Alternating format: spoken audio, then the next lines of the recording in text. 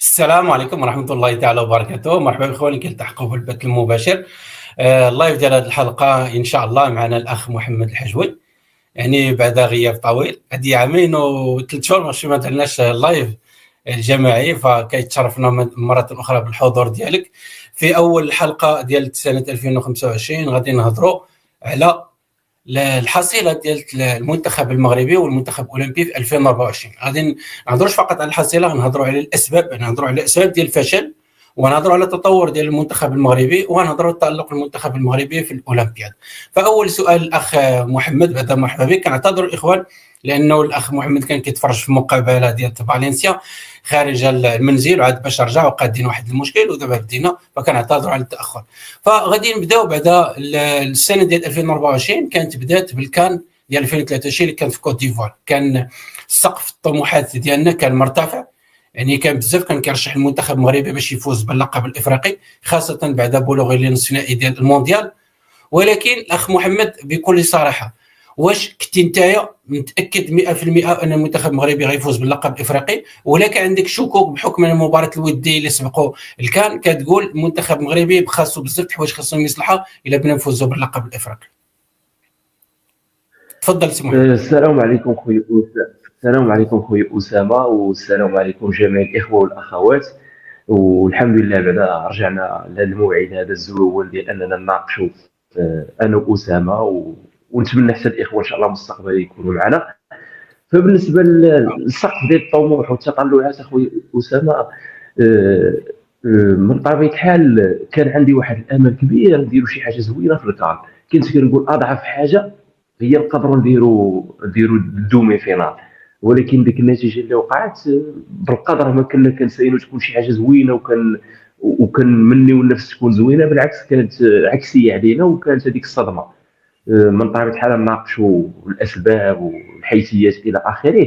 اما من الجانب ديال انا علاش بنيت وقلت بانه نقدروا نديروا اقل حاجه دومي فينال، ولو في الماتشات الوديين ما كانتش كتبان لنا شي خدمه كبيره اللي كنا نكونوا موجدينها. بنيت بانه كاينه فرقه، وهذيك الفرقه حافظ عليها المدرب، وكتقول بانه فرقه في كاس العالم كانت مزيانه، يزيدوا غير خدموا بنفس العمل ويجتهدوا، وتكون رغبه بحال هذه ديال كاس العالم تكون نتيجه. ولكن الرغبه كانت قليله مقارنه بكاس العالم في الكان. عليها كانت هذيك الخيبه ديال الامل، ما كانش في التوقعات ديالنا وديال المغاربه كاملين. سي محمد، قبل الكان كان بعض المباريات كانت كتبين انه المنتخب المغربي غادي يعاني، خاصه ضد المنتخبات اللي كترجع لك اللور وكتعتمد على المرتدات السريعه. بات لينا في مباراه ديال جنوب افريقيا، كان في يونيو ديال 2023 بات مقابله ديال كوت ديفوار، فاش تعادلنا مقابله وديه بواحد لواحد.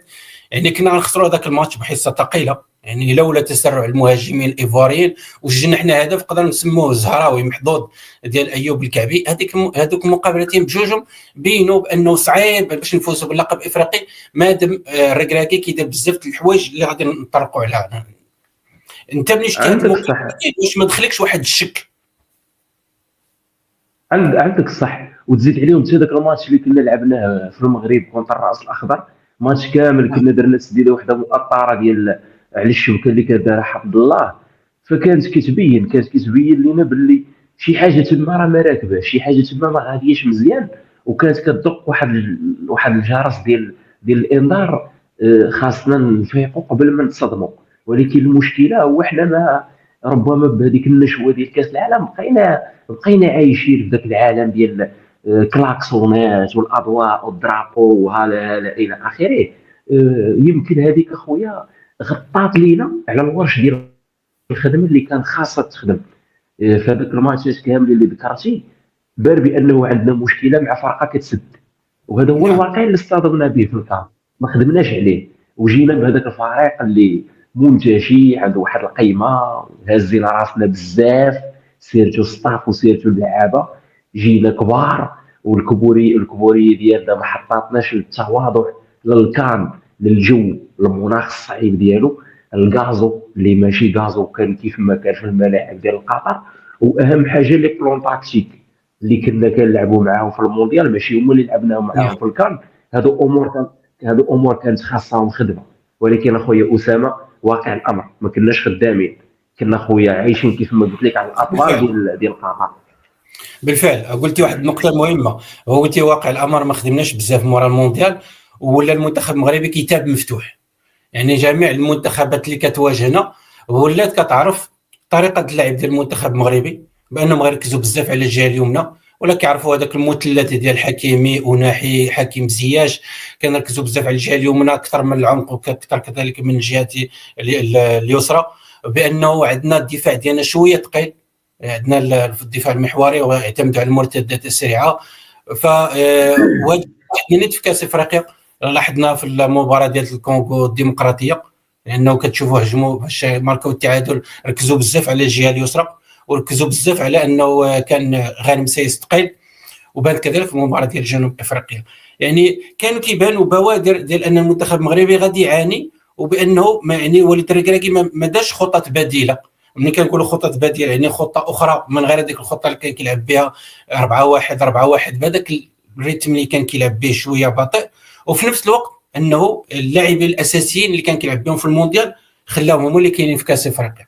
يعني ما فكرش في البدائل، صحيح البدائل دوك اللي رومباسون كان كيلعبوا مره، ولكن كتحس به ما كيثقش بهم، بحال كيعطيهم غير واحد الوقت ديال اللعب.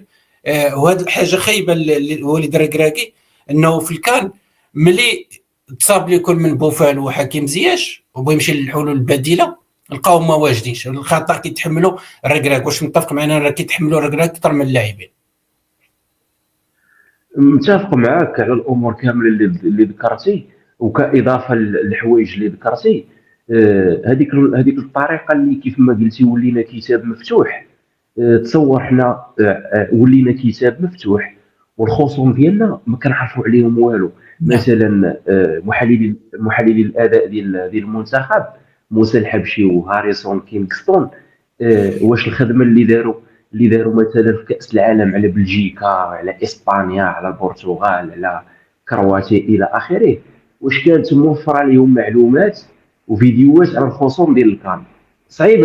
صعيبه بحكم انه كنعرفوا في افريقيا حتى الزاويه ديال التصوير راه ما كتكونش كيف ما بغيتي انت كمحلل اداء باش تشوف التيران كامل. فهذه مشكله. المشكله الاخرى اللي كنا عانينا منها هي كتعلق بهذاك باننا كنعولوا على جهه واحده، وهذيك نعولوا على جهه واحده. انا باقي عاقل وانت غادي تفكر معايا.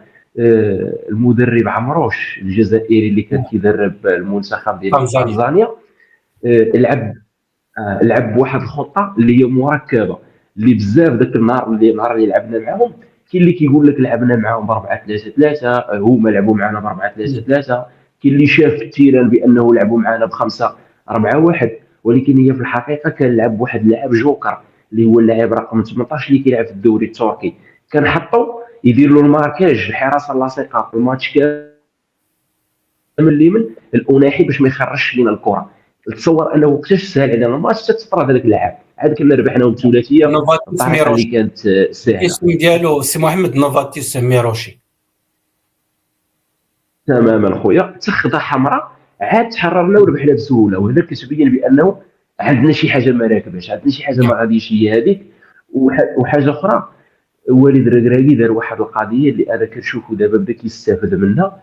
هو كان مربي الكبده على شي لعابه، كنتي تقول له الركراكي نعطيك مانطا تموت تستر راسك في البرد ما تمرضش بالرواح، يقول لك، ولا تقول له بغيت ندير معاك بوفال يقول لك خليني نموت بالبرد وندي معايا بوفال.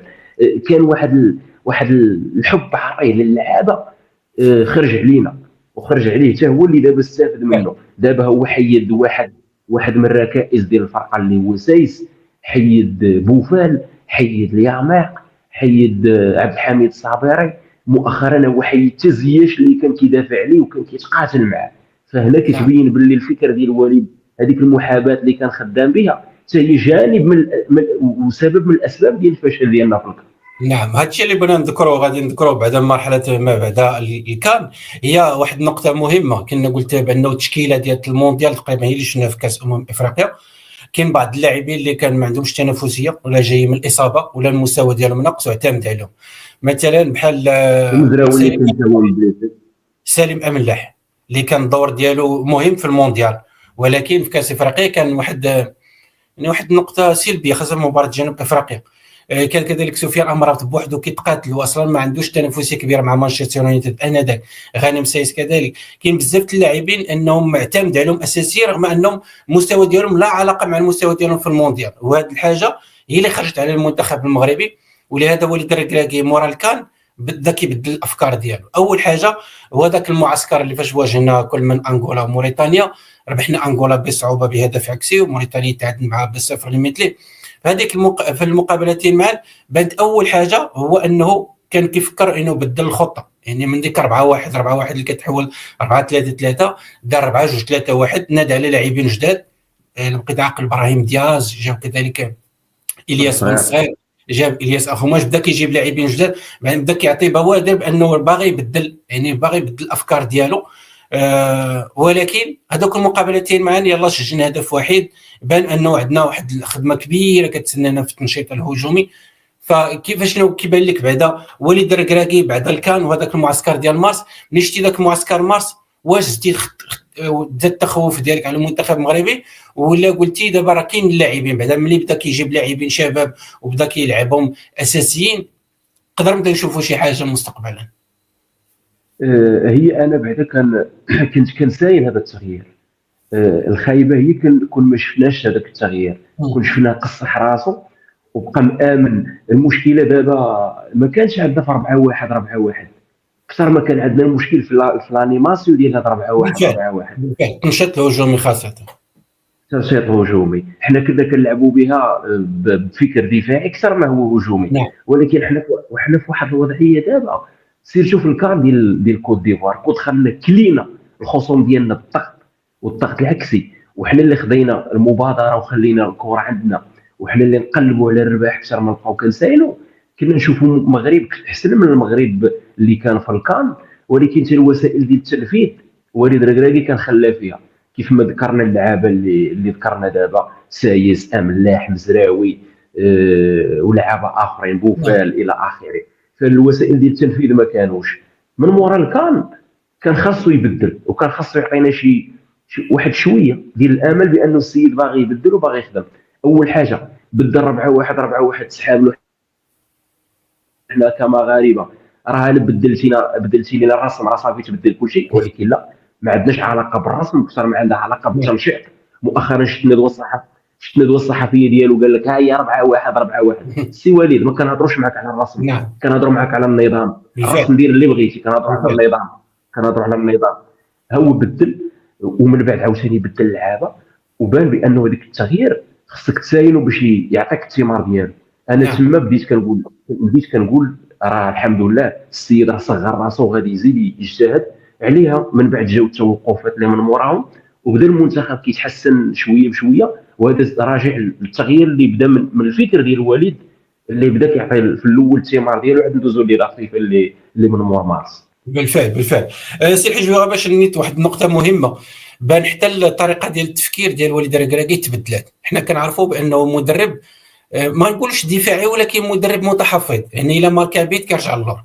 باقي معروف هذيك المقوله ديال الشاعر فاش كان كيدير الفتح الرياضي، انا ماشي البارسا ماركي بيت واحد ونرجع للور. ولكن لاحظنا انه مورا كان وتبدل الخطاب ديالو، ولكن يقول لك انا خصني نلعب باش نربح ونسجل اكبر عدد من الاهداف وخنخسر. يعني تبدل من مدرب متحفظ الى مدرب هجومي، يعني خاصو يماركي اكبر عدد من الاهداف. واش هذا الشيء كيبان لي بانه حاليا دابا ولا عنده بوتونسيال، عنده لاعبين هجوميين، انا بلا ما نذكر الاسماء اللي ولاو في المنتخب، كيقول راه بامكاني ان نسجل اكثر من الاهداف على انني نبقى محافظ على الافكار ديالي الدفاعيه، انني ماركي بيت واحد ولا انني نرجع للور. كيفاش شفتي هذا الخطاب ديال الوليد الركراكي كيفاش تبدل؟ هو كان خصو يتبدل، ومزيان ملي تبدل، حيت كيف ما قلتي دابا هاد اللعابه اللي عندنا راه الا بغيتي تلعب بالنظام اللي كنا كنلعبوا به، اللي كان هو مسلكو، اللي سلكو في الفتح وسلكو في الوداد وسلكو في كاس العالم. راه اللي سلكو في الفتح راه كانت الفتح ماشي فافوري ديك الساعه في الدوري المغربي، ولا سلكوا في الوداد، راه الوداد ما كانش فافوري في دوري الابطال ذاك العام. بالفعل. ولا سلكوا مع المنتخب في المونديال ما كناش فافوري. نعم. عكس الكان وعكس التصفيات والمباريات الوديه اللي كانوا من مارس حتى لدابا. اذا كان هو خصو يامن بانه عندك وسائل ديال التنفيذ اللي كتطلب من انك تصنع اللعب، تقلب انت على الرباح، زائد حتى الوضعيه اللي تحطيتي فيها والظرفيه اللي تحطيتي فيها والنوع ديال الخصوم والكونتكست اللي محطوط فيه انت. واش عندك باش تهاجم، هاجم. العيب هو عندك باش تهاجم وتدافع، سيرتو مع فرقه اللي هي الا جريتيها وخليتيها تثق في راسها تقدر تندمك، كيف ما كنشاهدوا في بزاف ديال المرات فرق ضعيفه كتنتصر على فرق لا صعيبه، وهذه بالفعل. مناش راجعه من هذيك الخصم ولو صغير تاق في راسه. وهذه راه وقعت لنا في كاس العالم، حنا كنا صغار نعم. وثقنا في راسنا وخلقنا العكس. فهذه وليد كان في الكان دارها لدرجه انه اعطينا الخصوم ديالنا قيمه كبر من القيمه ديالو. مثلا ديك الكونغ الديمقراطيه واحد خلالو زيد شده باربعه ما بصرهاش. ولا شفنا الماتش اللي لعبنا معه في كازا، لاطاك بلاسي، الضغط العكسي، الضغط العالي، لو جو ديريكت، الهجمه نعم. السريعه، ما عطلناهمش. فنفس الفرقه تقريبا من بعد واحد المده قصيره خلقات لنا مشكله وولينا في مشاكل، وهما داروا كان احسن من اللي درنا حنا. بالفعل. في المعسكر ديال مارس مع جاو لعابه جداد، لعابه صغار، لعابه اللي كنقولوا غادي يقدموا الاضافه، اللي كانوا كيلعبوا مع فراك. مثلا كتقول الياس بن صغير، الياس اخو ماش، خاصه ابراهيم دياز كما كتعرف تبارك الله يقدر يلعب في جميع المراكز. اليوم راه شتي فاش دخل مع ريال مدريد. المهم بحال الماتش. يقدر يلعب جناح ايمن، يقدر يلعب صانع العاب، يقدر يلعب جناح يسار، يقدر يلعب مهاجم مساند ولا مهاجم مهمي. وهنا في المعسكر ديال مارس وليد الركراكي بدا وظفوه كلاعب صانع العاب على اساس حكيم زياش كجناح ايمن.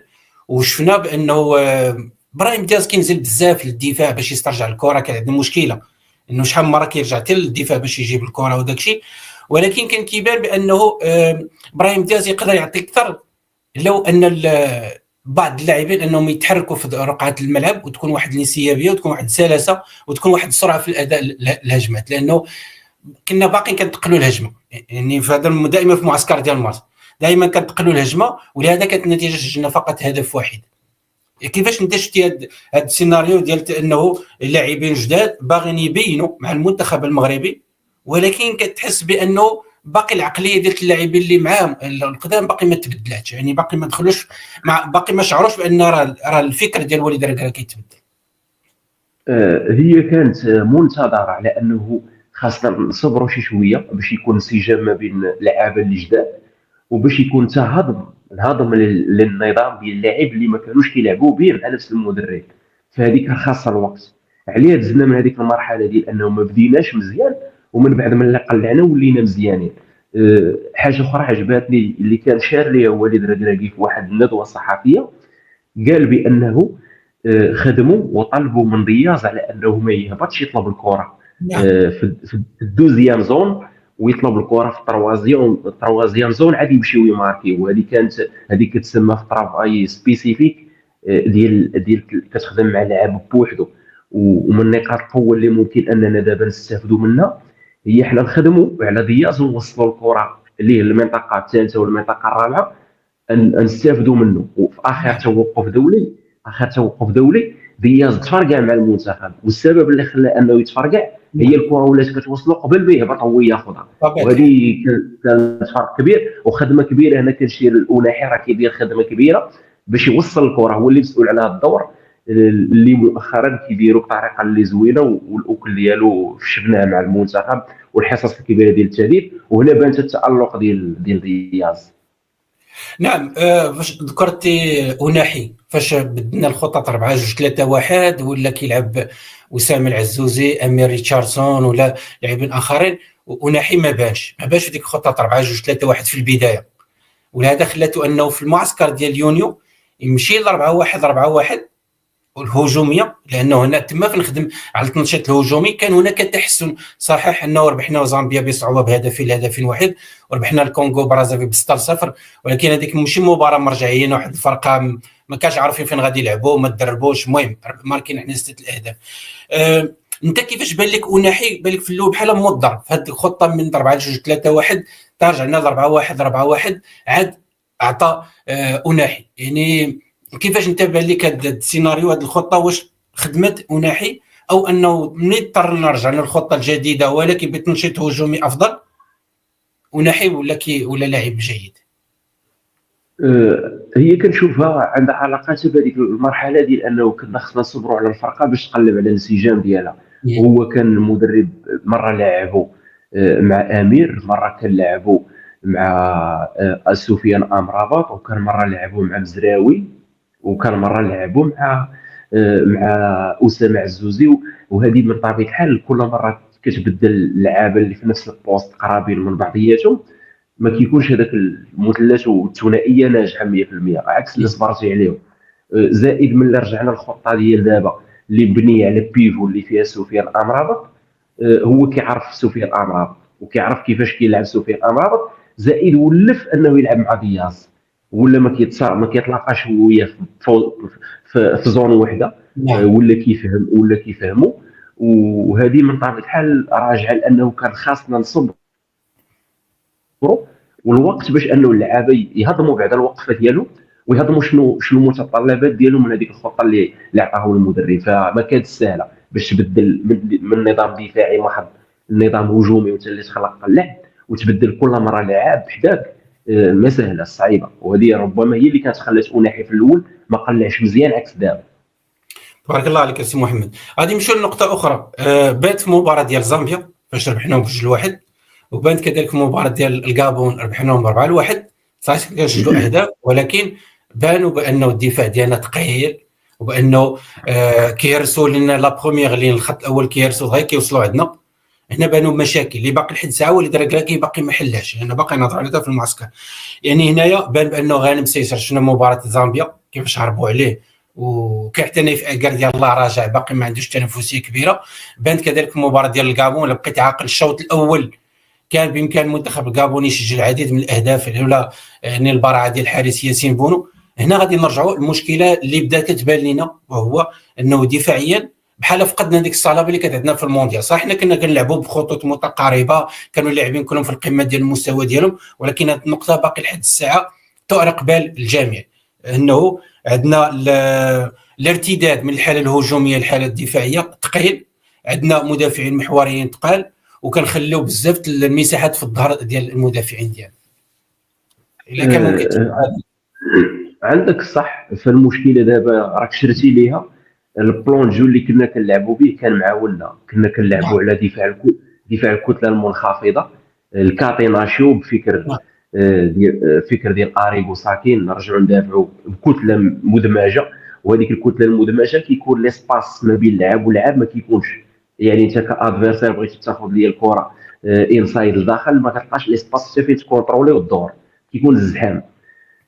دابا ملي رجعنا لهذه الخطه ديال الكونتر بريسينغ ديما معروف كيخلي لك ظهرك خاوي، بحال اللي واقع المان سيتي دابا كتعاني الامرين بالكونتر بريسينغ اللي كديروا ما كتنجحش فيه. يعني الحده ديال الفعاليه ناقصه ضعيفه، وهذه كانت مبنيه على لعاب واحد خطاهم راه كلشي تشتت، اللي هو رودري، اللعاب اللي كان هو اللي كيحكم في الكونتر بريسينغ وكيعرف يوقف. دابا حنا المشكله عندنا هي الكونتر بريسينغ ديالنا ملي كنديروه. نهضروا مثلا على الدور ديال شكون القائد ديال الكونتر بريسينغ. في الكونتر بريسينغ اول لاعب كيبدا الخدمه الدفاعيه كيكون هو قلب الهجوم في الضغط العالي وفي الضغط العكسي.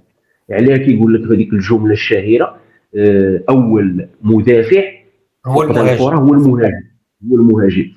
ها المشكله الاولى ديالنا الحده ديال لافون سونتر باش انه يخدم على المستوى ديالنا، باش اننا ناخذ الكره في واحد المده زمنيه اللي قليله، خاصها تكون متكامله. باش تكون متكامله الا ديتي المهاجم ومثلا الجهه اللي فيها الكره مثلا في اليسار مشى اليا غوش ل11 بجوجهم بريساو بحده، ولكن الاخرين ما تبعوهمش، هذوك يديروا بسيطه وتخرج الكره بسلاسه ديال لادفيرسار ويفرعوك في الظهر ديالك. حنا عندنا واحد المشكله اللي خايبه، وهي نقطه الضعف ديالنا الحاليه، اللي هي سفيان امرابط لاعب واعر في الخدمه ديال انه يلعب على المستوى ديال انه يلعب بدفاع متاخر ودفاع نصف متاخر بحال اللي لعب في كاس العالم. عليها كاس نعم. العالم راه تقريبا كان من احسن وسط الميدان على المستوى ديال العالم، بوست ديال السيس طبعا. كان توب. ولكن المشكله ديال سفيان الامرابط اللي لقاه حتى ملي لعب في المان يونايتد، وهي انه يدير الضغط العكسي. الضغط العكسي كتبغي لعاب اول حاجه يكون سريع، ولعاب اللي كيعرف انه يكوفري على صحابه، ماشي بالضروره يقطع كره ولكن تعمر المساحه. هذه المشكله عندنا حاليا في المنتخب، زائد البطء ديال اللعابه ديال لاكس سونترال ديالنا. سيرتو ملي كنلعب واحد النهار عبقار كونتر الكابون بالله نعم. كارثيين، حاله نعم. كارثيه، حاله ما بالفعل. فيها ما يتشاف. ماتش اخر كنا عاوتاني بنا ضعاف، ما عقلتش شكون اللي كنلعب في لاكس سونترال، يمكن كان سايس ونايف اكرد زامبيا. كان يلاه راه. سايس مع اكرد زامبيا، الهدف اللي سايس سجل. كان، هي هذيك كان ثاني كنا كارثيين. وقتاش بان لينا شويه ديال الضوء في هذاك اللاكس سنترال هو ملي كان لعب شادي رياض ونايف اكرد. ما كانش عندنا ذاك المشكل. ولكن المشكله هو شادي رياض تبليسه. ها انت واحد نعم. الحاجه شفتي فيها واحد الامل، ولكن ها انت ما كملتيهاش، جاتك اصابه. ملي رجع حركاس عطانا بوادر ديال انه خفيف ما تلعبلوش في ظهره، ولكن واحد الماتش اخر تلفها ثاني، ولا نعم. كيقول لك ولا الشك. اذا المشكله اللي دابا ولات عندنا هي الطريقه اللي ولينا ندافعوا بها. خاصنا الوسائل ديال التنفيذ ديالها نعم. باش ننجحوا فيها يكونوا. ولكن دابا حاليا خويا اسامه في هذه الخيارات كامله اللي جرب وليد، ما كايناش بوفره، كاينه بواحد هدف نايف. وشادي دابا كنسينوه يرجع، كيفاش غادي يرجع عاد نحكموا دابا، واش يلعب رسمي، واش يكون مقلع البيك ديالو مزيان ولا لا. هادشي اللي نسايم. للاسف باقي عندنا مشكل في الدفاع المحوري. غير واحد الحاجه قلت انا قبيله، قلت لك الخط الاول المهم ما خصناش نديروا التركيز فقط على راس حربه، لانه راه حتى الجناحين اللي كان ديك الساعه حكيم زياش وكذلك الزلزولي ومع كذلك اللاعبين ديال وسط الميدان الهجومي ما كانش كيدافعوا مزيان. يعني هذاك ذكرت واحد النقطه وخصنا نعاودوا باش يشوفوا نركزوا عليها، هو انك ملي كدير الضغط العكسي ما خصكش دير مثلا جوج هما اللي كيديروا الضغط العكسي ولا ثلاثه، خص تفرقها كلها كدير الضغط العكسي. الخط الاول خصو يدير الضغط العكسي ومورا الخط الثاني ومورا الخط الثاني. دابا الخط الاول ما كانش كيدافع مزيان، ولهذا مثلا المنتخب الكابوني غير كان كيخرج الكره. يعني هما اش كان كيديروا؟ كيشدوا الكره كيعطوها لواحد اللاعب كيلعبها طويله ديريكتومون في الظهر ديال عندهم دينيس بونغا وكذلك اوباميونغ، بالاضافه الى لاعب اخر بوبينزا، هادو كلهم لاعبين سرع. فكانت هذيك الكره اللي كتخرج من الدفاع ديال المنتخب الكابوني ما كيمشيوش نضغطوا عليها كما يجب، لانه المهاجمين المغاربه ما كانش كيضغطوا يعني كليا وما كانش كيديروا الضغط العكسي كما يجب. هذه من النقاط اللي خاص وليد ركراكي يركز عليها، لانه كاع المنتخبات اللي غتواجهنا غادي تعرف من نقاط الضعف ديالنا حنايا ما كنديروش الضغط العكسي كما يجب، وكان الدفاع ديالنا ثقيل. صحيح. ودابا الكابون هي الفرقه الوحيده اللي بينات لنا هذا المشكل هذا وهذا العيب. ودابا ملي شفنا مثلا التصنيف ديال المنتخبات اللي كاينين دابا في الكان، غنتلاقاو مع المنتخبات اللي النيفو ديالهم مزيان كاينه في الشابو الثاني. نعم. وهذا المنتخبات عندهم لاعب وعندهم لاعبين بحال الكابون. اذا نطرح السؤال، الكابون واش شكلت علينا خطوره؟ شكلات علينا خطوره. نعم. اذا باش ما نلقاوش نفس المشكله ونبانوا باننا خدامين وكنصلحوا المشاكل ديالنا، وهو انه نستافدوا من هذوك الاخطاء اللي بانوا كونتر الكابون. ودابا عندنا دات فيفا ديال شهر 6، كاينه فرصه اننا نلعبوا ماتش اميكال خاصنا نقلبوا على فرقه اللي تبين لنا واش خدمنا ولا باقي عندنا العيب.